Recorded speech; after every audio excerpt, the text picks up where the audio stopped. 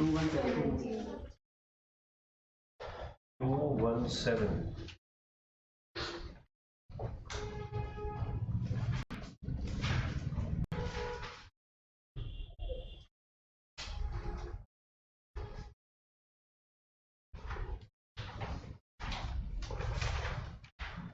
Rights of partner करने में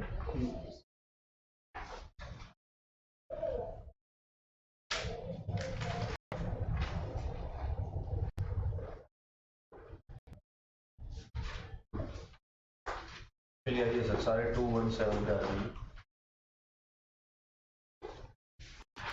relation कर चुके हैं? चलिए रिलेशन भी बताते हैं। Relationship of partners arise out of an agreement. Partnership बनती कैसे है? पार्टनरशिप बनती ही कैसे है? फिर ये सोचो ना, पार्टनरशिप बनेगी कैसे? जब तक आपस में कोई साझेदारी, कोई एग्रीमेंट नहीं होगा तो पार्टनरशिप बनने में दिक्कत आएगी। तो पार्टनरशिप का अग्रीमेंट कैसे बनता है? पार्टनरशिप कैसे बनेगा?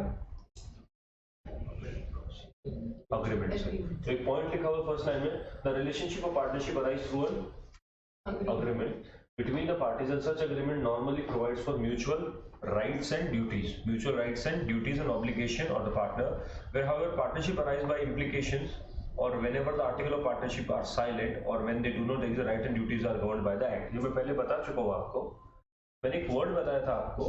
वर्ड ये था कि फॉर एग्जाम्पल अगर कोई चीज आपने डीड में लिख दी तो प्रिवेल। अच्छा चलो आपसे पूछ लेता हूं मैं, if the ratio of partnership is mentioned in the deed, तो कौन सा रेशियो माना जाएगा? लिखा हुआ है।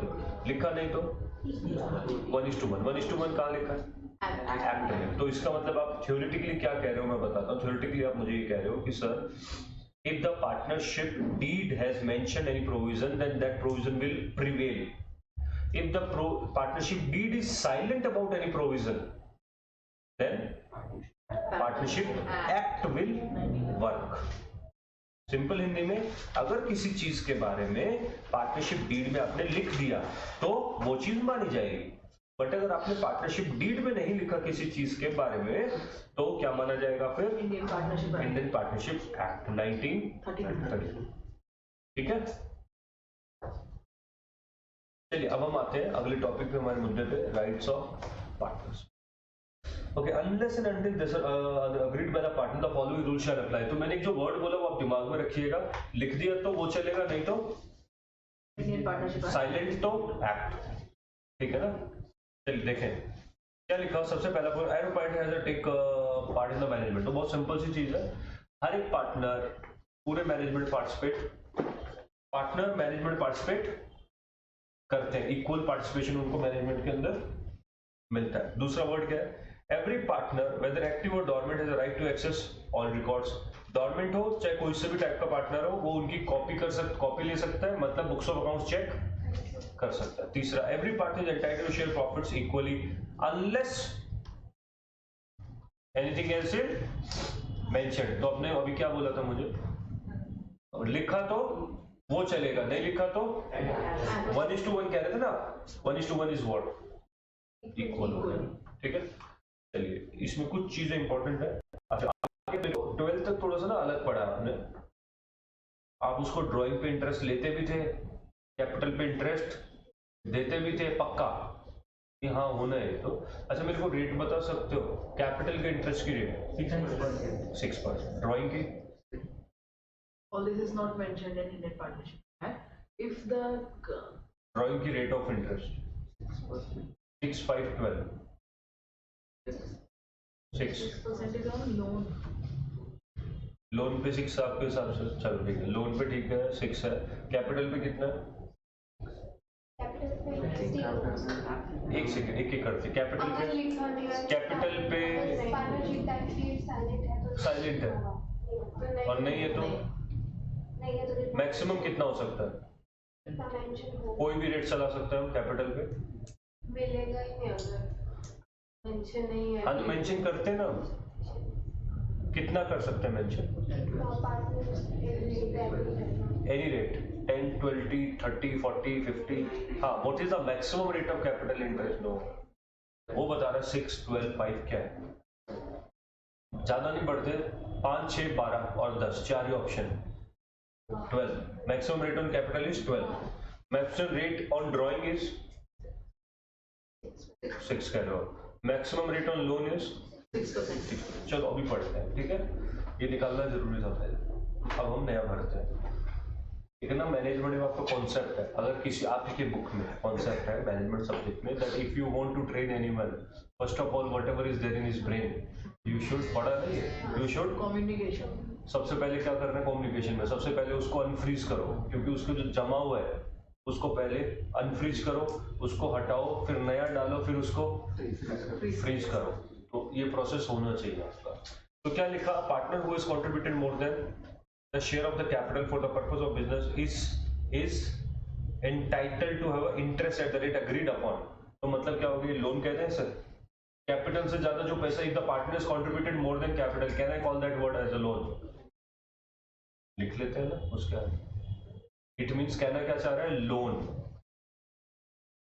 If the partner has contributed more than the capital, तो वन वर्ड आंसर क्या है उसका, लोन। लिख लो उसके ऊपर लोन। तो कितनी इंटरेस्ट पे मिल सकता है, partner contributed more than the share of the capital for the purpose of business is entitled to an interest at rate agreed upon, जिस रेट पे बोल दे, and where no interest is stipulated at a 6% पर and समझ आया? ये एक प्रोविजन है पहला। लोन के ऊपर कितना नहीं, लोन के ऊपर कितना, जितना एग्री करें उतना, कोई भी मैक्सिमम रेट, ये क्वेश्चन आते हैं, बता देता हूं मैं। लोन के लिए मैक्सिमम रेट नहीं है, नोट साथ साथ में बनते रहने चाहिए, there is nothing special on my face, इधर कॉपी में देखता रहो। लोन के लिए रेट स्पेसिफाइड, लोन के मैक्सिमम नहीं है, साइलेंट एरो साइलेंट होएगा तो maximum 6% per annum, dot 6% per annum. एक बार फिर से रिपीट करो, लोन के लिए कोई मैक्सिमम रेट नहीं है, अगर साइलेंट है तो dot exact 6 per annum, maximum minimum कुछ नहीं है लोन के लिए। फिर से क्वेरीज पूछते रहो साथ साथ में, अगर कोई है तो कुछ। थोड़ा लास्ट क्लास में नहीं आए थे, थोड़ी वो दिक्कतें जरूर रहेगी। हो गया, आगे चले हम, लोन का हो गया, कैपिटल पे आगे लिखा बेटा, partner cannot claim interest on capital. ये आपके जो पुराने जो पढ़ी हुई चीजें हैं उनसे थोड़ा कॉन्ट्राडिक्ट कर रहा है। Partner cannot claim interest on capital unless there is an agreement to pay. तो पार्टनर अगर साइलेंट है तो कोई भी इंटरेस्ट ऑन कैपिटल नहीं है, तो उसके नीचे लिखो interest on capital not allowed until mentioned. जल्दी जल्दी लिखना है, नेक्स्ट टॉपिक आता है। What's the maximum limit for IOC? कुछ भी नहीं है ही नहीं ना, अगर हम सेट करना चाहें as agreed upon, agreed upon. अगला टॉपिक क्या था, नहीं मिलेगा ना। हाँ नहीं है तो नहीं, कोई इंटाइटलमेंट नहीं है। आपको जो क्वेश्चन आएगा ना, तो मैक्सिमम को इसमें नहीं आएगा, इसमें पूछाएगा whether if the deed is silent, whether the partner is entitled to have a interest on capital at which rate, 6%, 10%, 12%, none of the above. हम करते आते हैं, हम कौन सा करके आते हैं, 6, क्योंकि हमें सिखाया है, देखो आपकी गलती नहीं हो, 12 में सिखाया है, यहाँ क्या कह रहा है, नहीं। ठीक है, तो ये थोड़ा सा इंपॉर्टेंट क्यों है, क्योंकि आपको पुरानी चीजें याद ना आए इसलिए। अच्छा, फिर उसके बाद में आता है कि अगर आपसे पूछता हूँ question, if the partner has contributed certain amount in the expenses in the normal course of business, whether that partner is entitled to get refund or reimbursement of those expenses or not. Hindi में, अगर किसी partner ने normal course of business में day to day में firm के लिए कुछ अपनी जेब से खर्चा कर दिया, तो क्या उसको वो अपना खर्चे का रिम्बर्समेंट समझते हो ना, इंडेमनीफाई समझते हो, मिलेगा या नहीं मिलेगा? मिलेगा ना, बस ये लिखा, नेक्स्ट पॉइंट में लिखा, a partner is entitled to indemnify का मतलब होता है रिम्बर्स, इंडेमनीफाई का मतलब होता है रिम्बर्स। तो इस पॉइंट का सिंपल हिंदी में मैंने बता दिया, आप अपनी लैंग्वेज में लिख लो। इफ खर्चा किया पार्टनर ने तो उसको सारा पैसा मिलेगा, if partner spend anything from his pocket he will get refund और रिम्बर्समेंट।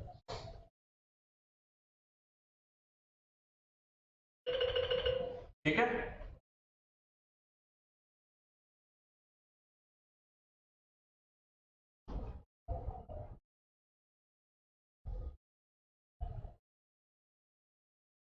ठीक है। आगे, every partner is a rule a joint owner of the partnership property. इस लाइन का मतलब सिंपल सी चीज है, हर एक पार्टनर को ये कह सकता है कि आपकी और मेरी पार्टनरशिप है तो इस पे 70% मेरा हक है, अगर लिखा नहीं है तो सबका equal is applied exclusive for the purpose of partnership. अब पार्टनर, अच्छा पार्टनर एक जो है ना रोज अपनी गाड़ी में घर से आता है फॉर्म के लिए, तो क्या हम कह सकते हैं आधी आधी ये, if that is for partnership firm then partners to act in emergency to protect the losses of the firm. हर एक पार्टनर के पास अधिकार होता है कि इमरजेंसी में वो फॉर्म को प्रोटेक्ट कर सकता है। एवरी जो इंपॉर्टेंट चीज है वो ये 3 है बस, है ना, और उसमें भी ये 2 ज्यादा इंपॉर्टेंट है, एक तो कैपिटल वाला एक लोन वाला, वो बहुत ज्यादा इंपॉर्टेंट है और बस ये इंपॉर्टेंट है।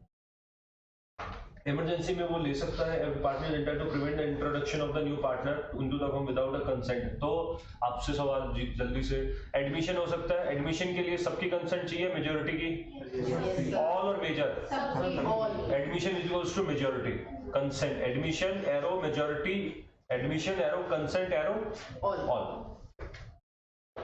Admission arrow consent arrow capital letter all, मतलब एडमिशन के लिए कंसेंट किनका चाहिए, सबका।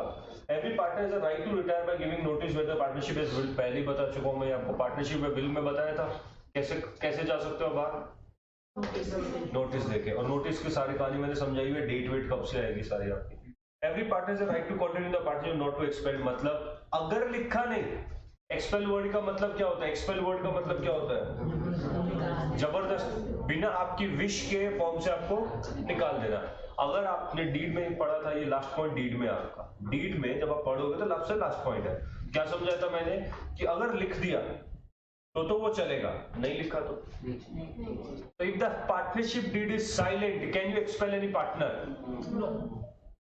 कॉन्फिडेंटली, यस और no, no not at all, possible नहीं है, लिखा है इधर, अगर डीड साइलेंट है तो ऐसा नहीं निकाल सकते। आगे बोला all incoming partner will not be liable for indebt liability, ठीक ऑब्वियस सी बात है कि आपके आने से पहले और आपके जाने के बाद की लायबिलिटीज के लिए आप लायबल किसी भी सूरत में आप लायबल नहीं हो। अगर आपने पब्लिक नोटिस दिया है तो, पब्लिक नोटिस नहीं दिया पर आप चले गए, लायबल, अंडरस्टूड वाली बात है, कॉमन चीज है।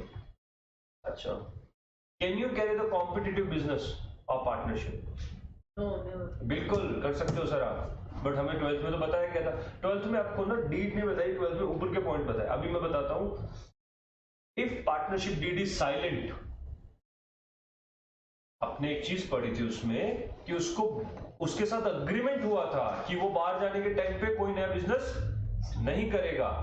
अगर बाहर जाने के टाइम पे कोई नया बिजनेस नहीं करेगा, उसको बोल दिया तो वो नहीं करेगा, यही था ना, और उसकी बात ही नहीं हुई ऐसी कोई तो कर सकता है। आपने उसको बोला 2 साल 3 साल 5 साल नहीं करना तो वो नहीं करेगा, नहीं बोला तो ऑब्वियसली बात है करेगा। तो इसको हम लीगल लैंग्वेज में क्या बोलेंगे, if mentioned in the deed then that will prevail, if silent deed then ऐसी कोई बात ही नहीं है, साइलेंट है तो ऐसी कोई बात, क्योंकि पार्टनरशिप एक्ट में ऐसा कुछ लिखा हुआ नहीं। तो क्या बोला इधर, every outgoing partner right to carry the competitive under certain condition. Exam में यही एग्जैक्ट लाइन आई थी, every partner has a right to do a competitive business under certain conditions same of the existing firm। सब बच्चों ने लिखा ना, false है, answer क्या है, यस। क्यों, एक चीज भूल जाते हैं ना, कर सकते हैं बट किस केस में, वो समझ आ गया, हाँ, तो अपने नोट्स में जल्दी से लिख लेना इस बात।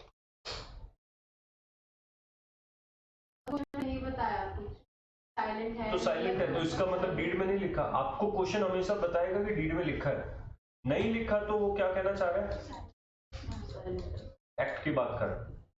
आगे ड्यूटीज ऑफ पार्टनर, अब ये इजी है आपका, ड्यूटी ऑफ पार्टनर के आपकी क्या क्या ड्यूटी होगी, अगर आप मान लो आप किसी के साथ मिलकर बिजनेस स्टार्ट करते हो तो क्या ड्यूटी है आपकी, you should do the business diligently, मेरा पहला, every partner is bound to get the business of the firm greatest common advantage, मतलब सबसे फायदे वाली चीज करोगे। दूसरा, फेथफुल टू अदर पार्टनर। तीसरा, partner is bound to keep and render true and proper record, मतलब झूठी चीज है, सिंपल सी चीज है ना ये तो। Utmost good fit between the partners होना चाहिए, छुपाने की चीज है। Every partner must account for the benefit direct from the partnership business without the consent of other partner, that is the partners must not take the secret profit. Can a partner make secret profit? No. Wrong. Can a partner make secret profit? He can, but he has to give it to हाँ, primary level पे partner secret profit नहीं कमाएगा, but if he earn he has to give it to. Can a partner earn profits? Can a partner earn profits? बिल्कुल कमा सकता है sir, उसका काम ही है पार्टनरशिप का 4 मुद्दों में से एक प्रॉफिट कमाना है ना. Can a partner earn secret profit? No. If he earns, then Yes. he has to give it to firm. If he gives to the firm, it's no more secret. Okay, a partner must not compete with the firm without the consent of other partners. Any profit made by such unauthorized competition may be claimed by the firm. तो दो चीजें contradict कर रही है वैसे तो. Every outgoing partner has a right to carry on the business. तो इसको ना एक वर्ड की वजह से डिफरेंट हो रहा है. अगर आप पार्टनरशिप फर्म छोड़ के चले गए तो आप दूसरा कॉम्पिटिटिव बिजनेस, अगर आप पार्टनरशिप फर्म छोड़ के जा रहे हो, चले गए आउट, तो क्या कर सकते हो आप?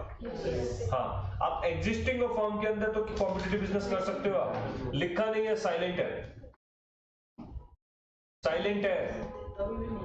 नहीं, अगर ध्यान से सुन लो, इफ यू आर गोइंग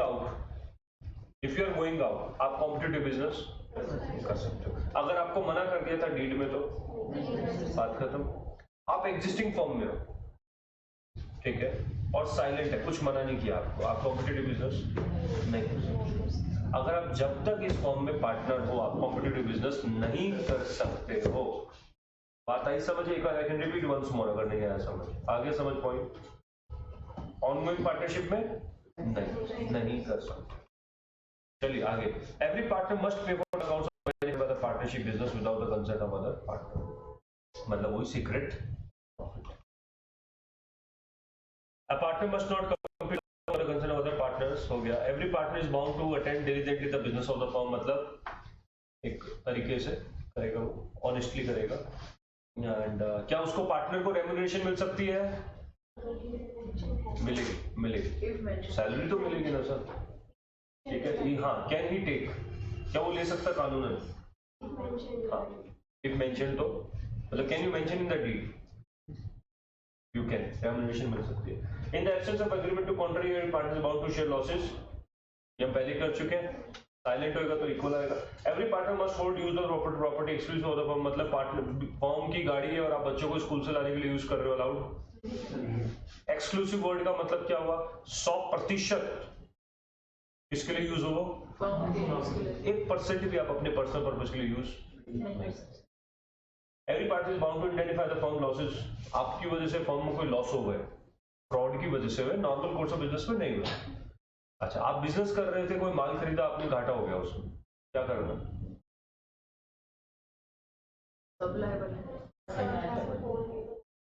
आपने फ्रॉड किया, घाटा हो गया. फिर से बता दो. आप normal course of sir business है, घाटा मुनाफा तो चलता रहेगा ना. नॉर्मल कोर्स ऑफ बिजनेस में लायबल, मैं लायबल, फर्म है या मैं हूँ? अब वो होगी. क्या एम आई लायबल पर्सनली? एम आई लायबल पर्सनली नहीं. पार्टनर लायबल कब होता? खाली फ्रॉड्स के. समझ आ आगे. A partner is guilty of willful neglect of the conduct of the firm and suffered losses. खुद उसको ठीक करेगा. willful मतलब जान बूझ के किया उसने, कुछ मना करने के बावजूद. No partner can assign or transfer a partnership interest to other partner. समझ आया था? मेरी जगह किसी और को पार्टनर आप बना लो, मेरे पूरे वो एडमिशन ही हो गया काइंड ऑफ, ठीक है. तो लिखा ना, no partner assign or transfer his partnership interest to any other person so as to make him as a partner in the business. Can you make sub partner? Can you make sub partner without the consent of existing other partners?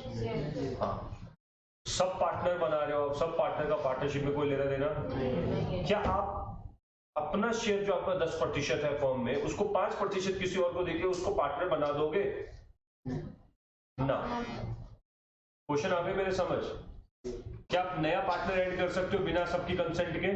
नहीं. क्या अपना share किसी के साथ बांट सकते हो personally, privately? करो, कोई दिक्कत नहीं, ठीक है. Every partner is bound to act business scope of actual authority. ठीक है, ये टॉपिक भी हो गया आपका.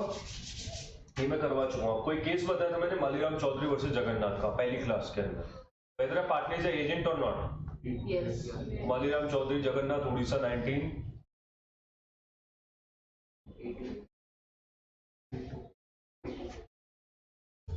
हम आज घर नहीं जा रहे. क्लास के बाद आज मैं क्लास जल्दी खत्म करके लर्न करवाऊंगा। निकालो पेज जल्दी कर। पहली क्लास लिखवाया है मैंने आपको, हाथ से लिखवाया है।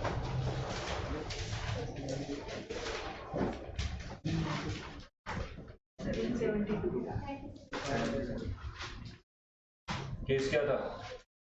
मनीराम चौधरी वर्सेस जगन्नाथ। सारे पार्टनर्स ये जीतते हैं।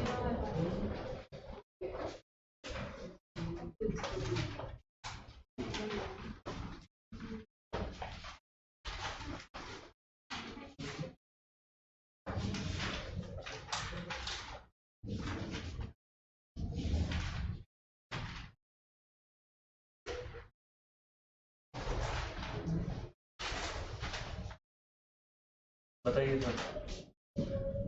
माल्याम चौधरी वर्सेस जगन्नाथ, उड़ीसा, कौन सा ईयर है?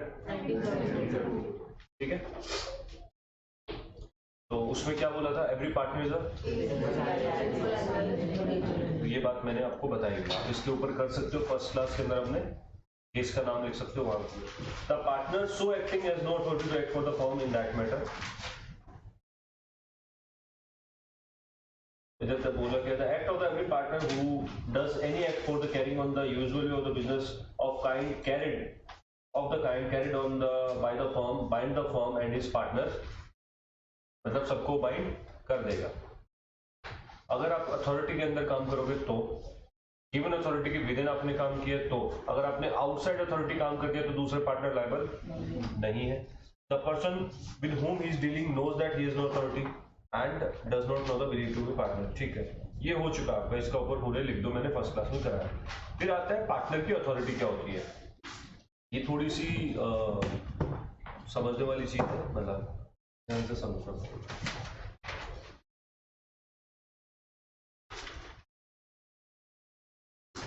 ठीक है, आज हम डिसोल्यूशन से पहले तक ट्राई करते हैं, खत्म करें डिसोल्यूशन नेक्स्ट क्लास में।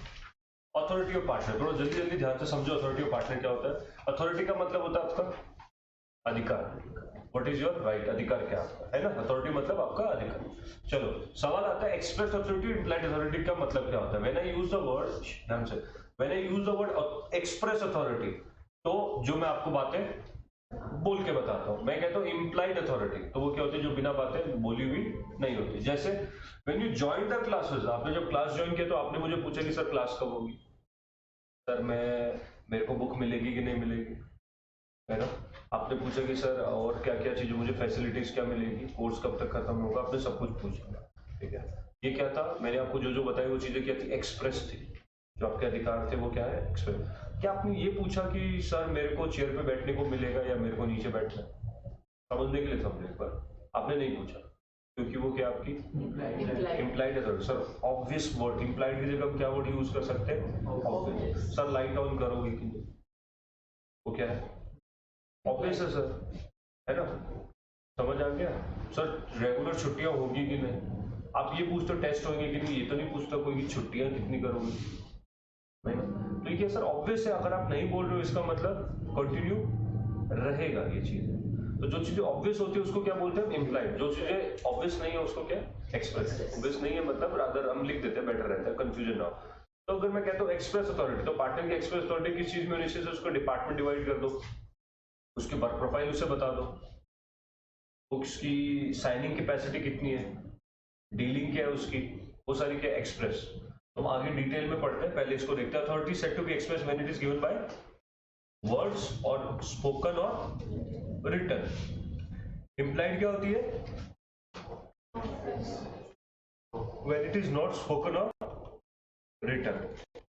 ठीक है। Section 19 and 22 contains the provision regarding the implied authority of partner. The implied authority is subject to following condition. Conditions के साथ implied authority, पहला, the act is done in the normal course of business. अगर आपने normal course of business में किया तो वो क्या है? Implied है। अगर आपने business में normally किया तो वो क्या है? सब कर सकते हैं, मैंने भी किया तो वो क्या है? Implied है। किसी भी चीज को implied होने के लिए 3 कंडीशन पूरी होनी जरूरी है। लिख सकते हो उसके आगे, any act to become implied, following 3 conditions must be fulfilled.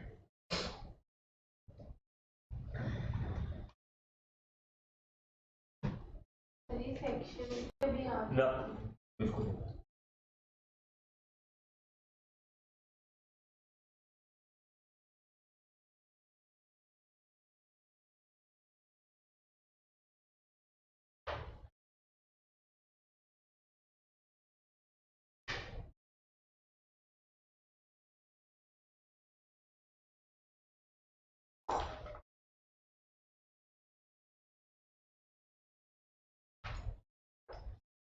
लिख लिया?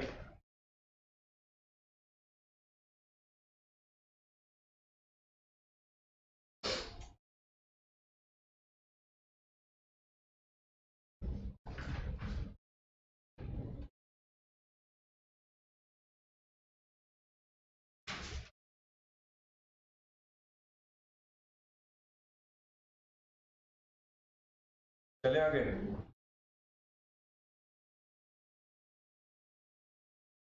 आगे तो किसी भी चीज को इम्प्लाइड होने के लिए क्या चाहिए आपको? कम से कम ये कंडीशन तो सेटिस्फाई आपको करनी पड़ेगी। क्या? पहला, नॉर्मल कोर्स ऑफ बिजनेस में हो। दूसरी चीज कहता है act must be done the usual way, मतलब नॉर्मल सी। और तीसरी क्या है? फॉर्म के नेम पे होनी चाहिए। अब आप आगे डिटेल में बता रहे हैं इम्प्लाइड अथॉरिटी की चीजें क्या क्या हो सकती है, क्या क्या बात है। Subject to the limitation mentioned above, every partner bides the firm for the acts done within the scope of the implied authority. Following acts are under the implied authority. कौन कौन सी चीजें? To sell the firm's good, मतलब मेरा अधिकार है, आप बेचोगे तो मैं भी। अब ये तो नहीं है sell the goodwill of the firm, implied sell the building of the firm, implied usual नहीं है, अनयूजुअल ट्रांजेक्शन होती है, रेयर है वो। तो सेल द फर्म्स गुड्स। दूसरा, purchase the goods of the firm, accept the payment, engage और discharge the employees. रख सकता हूँ, निकाल सकता हूँ नौकर को, एम्प्लॉयज को, ये चीज है। ट्रेडिंग फर्म के अंदर क्या क्या इम्प्लाइड हो सकता है? पैसा बोरो करना, credit and pledge of the goods, accept make issue the negotiable instrument, पता ना, एक example bills of exchange, promissory note. And employer, solicitor और अटॉर्नी, इसका मतलब होता है सिंपल हमारे लिए वकील, एडवोकेट। सॉलिसिटर माने जो आपको कोर्ट में सॉलिसिट करता है, मतलब एडवोकेट। दोनों वर्ड का एक ही मीनिंग लिख लो, चाहे एडवोकेट।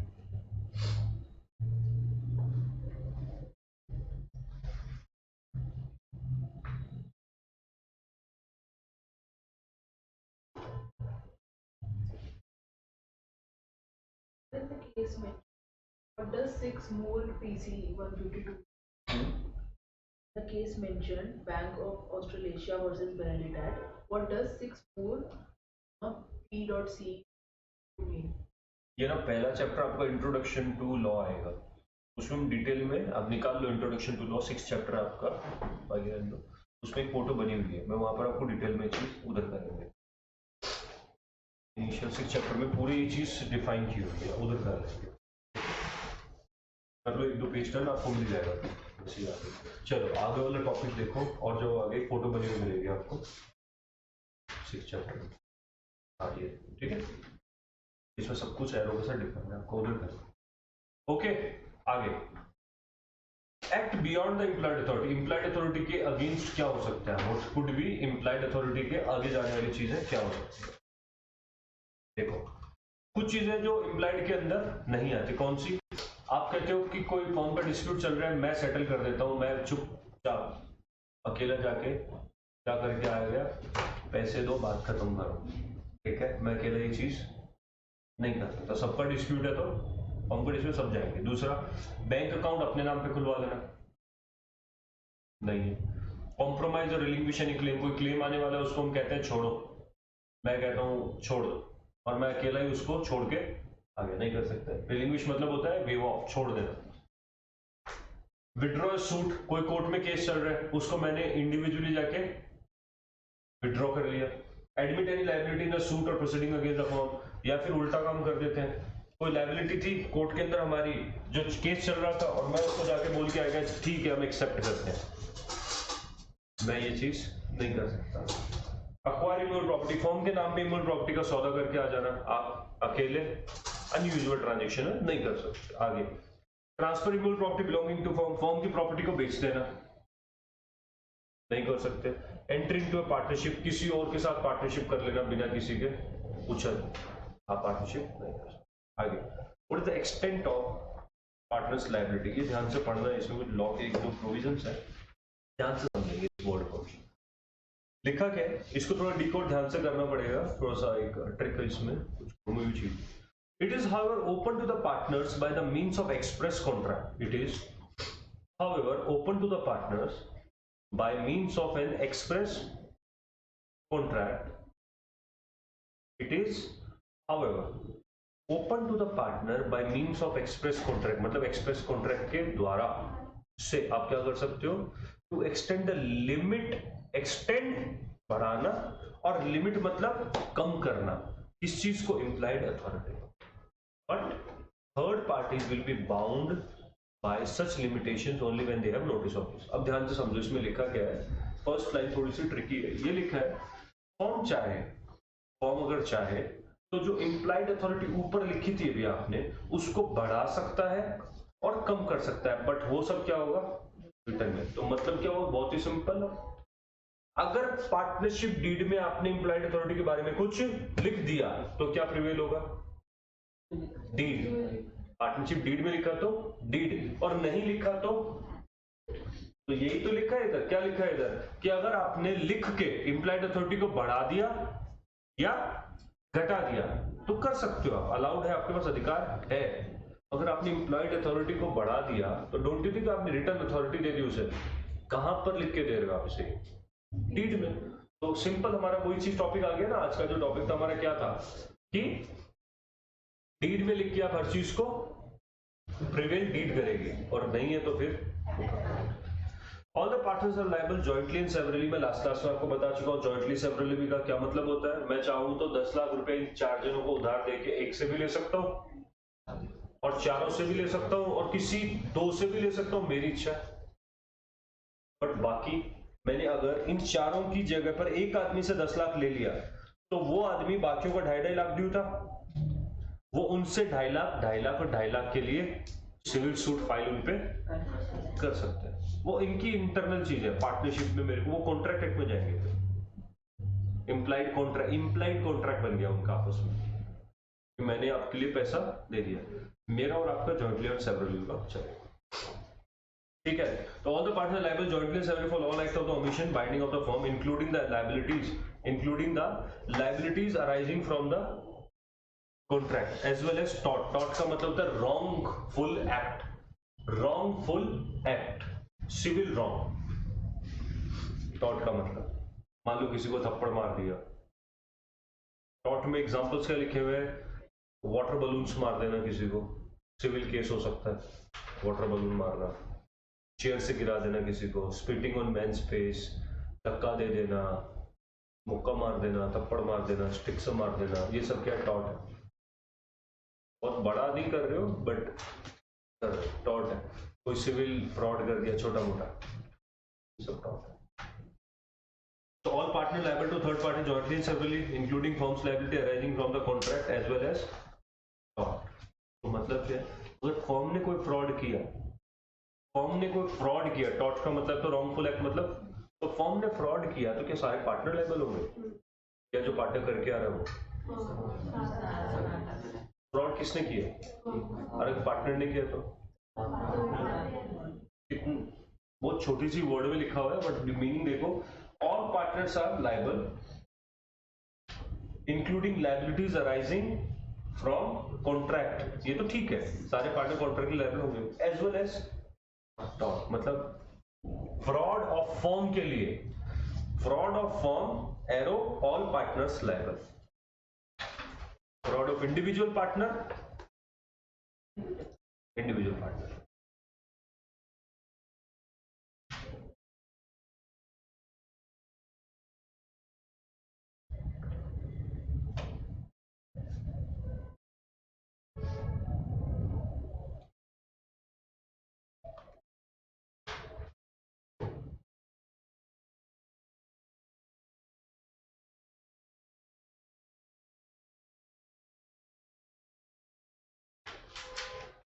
सही है।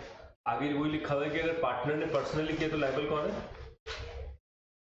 फ्रॉड अगर पर्सनली होगा तो, और फ्रॉड कलेक्टिवली फर्म के नाम पे तो liability of the firm for taught. ये भी थोड़ा सा मुश्किल लॉ है, इसको भी अच्छे से पढ़ना पड़ेगा हमें ध्यान से।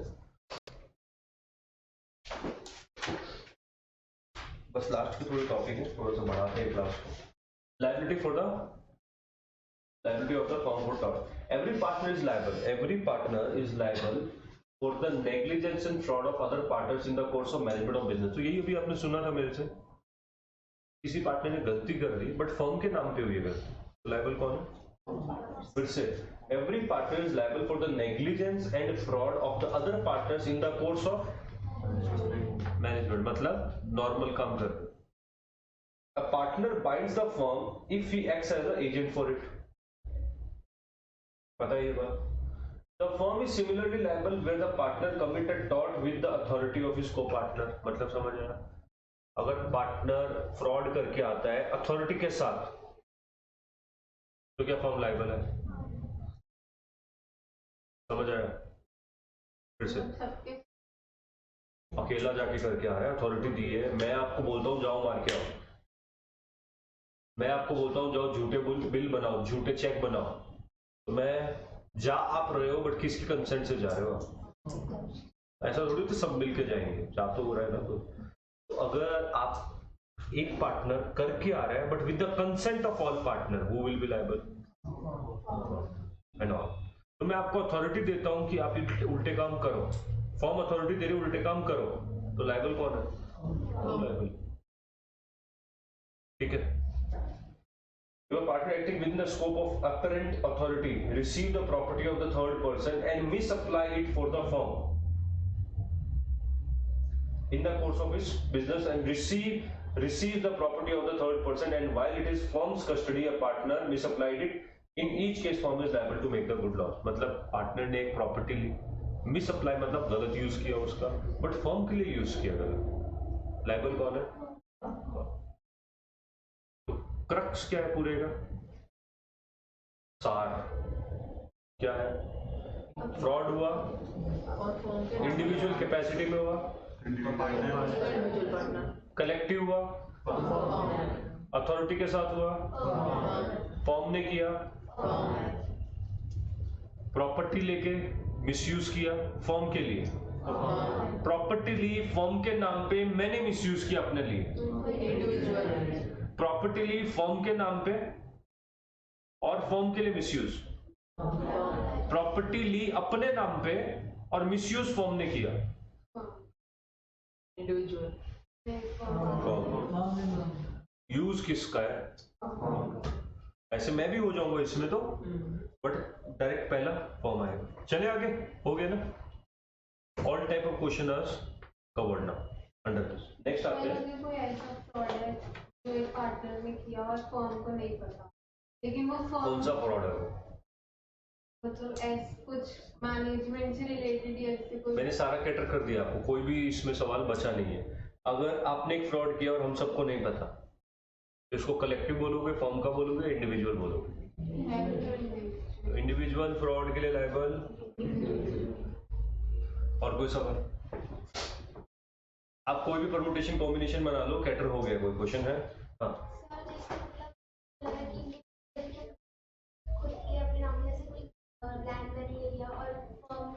प्रैक्टिकली ले लेते ना, ऐसा कोई हमने कौन सी कंट्री खरीदनी है, बोलो आपने एक फॉर्म खरीदा, आपने एक लैंड खरीदी, हम सारे पार्टनर है एक फॉर्म। एक सेकेंड, फॉर्म आपने लैंड खरीदी किसके नाम पे? अपने नाम पे ना, आप ही आप ही, हम सारे आपको जानते नहीं, सिंपल। आपने लैंड खरीदी, आपने अपने नाम पे ली, मिसयूज किसने किया? किसके कहने पे? अपने आप के फर्म। अरे अपने किस कागज पे किसके पास है? कानून क्या मांगता है? सबूत। सबूत किसके पास है? आपके। फॉर्म आपके नाम पे, फ्रॉड किसके नाम पे? आपके नाम पे। हमने तो बस करा है, हम तो उसको कर रहे हैं, आपके पास क्या सबूत है हमने करा है? फॉर्म लायबल होगी या आप लायबल है, इंडिविजुअल फ्रॉड हुआ है ना ये। व्हाट टाइप ऑफ, देखो दो टाइप के फ्रॉड है, या इंडिविजुअल है या फॉर्म है। तो आप हर फ्रॉड को दो कैटेगरी में बांटो, उलझने की जरूरत नहीं है, हर फ्रॉड को दो कैटेगरी में बांटो, आंसर अपने आप आएगा।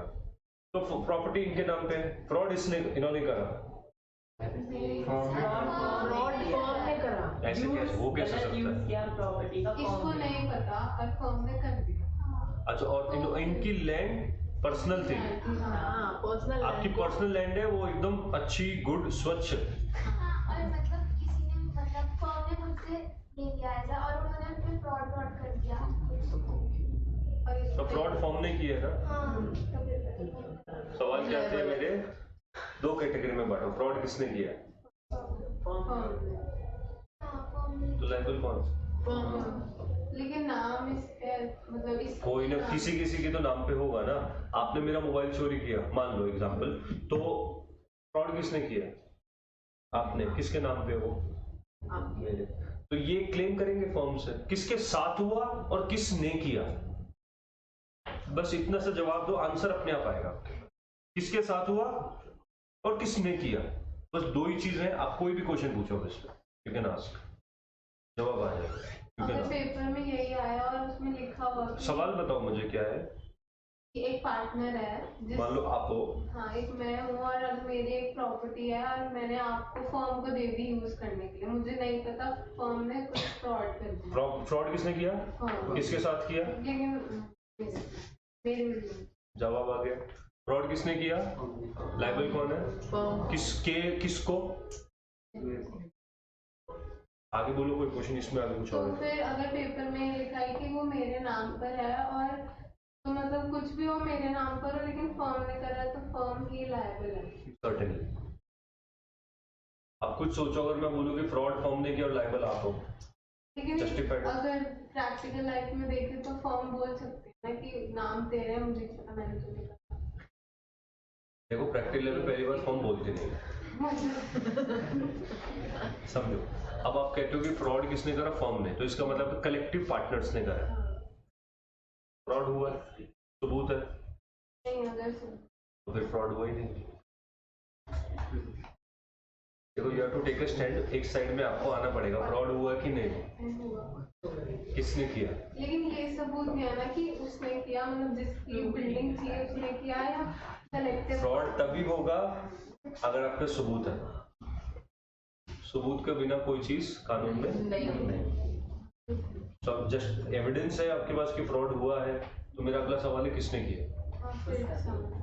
अब एविडेंस नहीं है तो पहले तो ये एक सूट बनता है कोर्ट के अंदर, इस फ्रॉड हुआ है साबित करने के लिए। अगर डिसाइड हो गया कि फ्रॉड हुआ है, अब अगला केस आता है कॉम्पनसेशन का, तो दो सूट होंगे। अगर मुझे पता है कि फ्रॉड हुआ है और ये साबित कर दूं मैं अगर सबूतों के साथ, तो सीधा केस किसका? कॉम्पनसेशन। हाँ चले आगे, बेफजूल में क्वेश्चन बना रहे हैं, आगे। अब ये आपको करा हुआ पहले से हमने, incoming liability of partner. Incoming partner की लायबिलिटी क्या है? कुछ भी नहीं है। कहां तक नहीं है? Till the date he enter in the firm, उस दिन से पहले की उसकी कोई लायबिलिटी, जिस वक्त कॉन्ट्रैक्ट बनता है उसके बाद की सारी लायबिलिटी के लिए वो इक्वल लायबल, और otherwise if anything contrary mention in the deed, in that case is liable. Can a partner, समझ आया जो मैंने बोला? इनकमिंग पार्टनर की लायबिलिटी हिंदी में बताया, तो इनकमिंग पार्टनर की लायबिलिटी आने से पहले तक के लिए लायबल नहीं है, आने के बाद के लिए हर चीज के लिए वो डीड में जो भी रेशियो आपका उस पर लायबल है। सिंपल। अच्छा अगला सवाल, क्या एक इनकमिंग पार्टनर किसी भी तरीके से अपने एंट्री से पहले डेट के लिए या लॉसेस के लिए, एक्सपेंसेस के लिए लायबल हो सकता है? एनीवे, अगर वो रिटर्न में खुद दे दे तो? हाँ, तो एनीवे का मतलब एक वे है। If the partner himself give in return that I am liable from that day, then he is, example, minor converting as a major. When he becomes major, he gives in return that I am liable from, implied है वो कि वो उस दिन से मैं liable आया। समझ? इनगोइंग पार्टनर की लायबिलिटी आगे समझ? चलिए उसका आता है आउटगोइंग पार्टनर की लायबिलिटी। बताओ जल्दी से मुझे। पैसा वर्षा, आउटगोइंग पार्टनर लायबिलिटी कब तक है? What do you mean by निकल नहीं जाता से क्या जस्टिफाई करेंगे लॉ के अंदर आप? आंसर इज, किसी ने बोला भी नोटिस का। Liability of outgoing partner is up to the date he gives the public notice. Second class के अंदर नोटिस के बारे में मैंने आपको बताया। अगर वो पब्लिक नोटिस नहीं देता और फिर भी वो फॉर्म से बाहर है, तो फिर फॉर्म में नहीं है, वो जा चुका, फॉर्म वालों को बोल चुका है कि मैं आज से पार्टनर नहीं हूं, उसने फॉर्म को नोटिस दे दिया। आप न्यूज़पेपर में किसी भी तरीके से न्यूज पब्लिक को देना, ठीक है?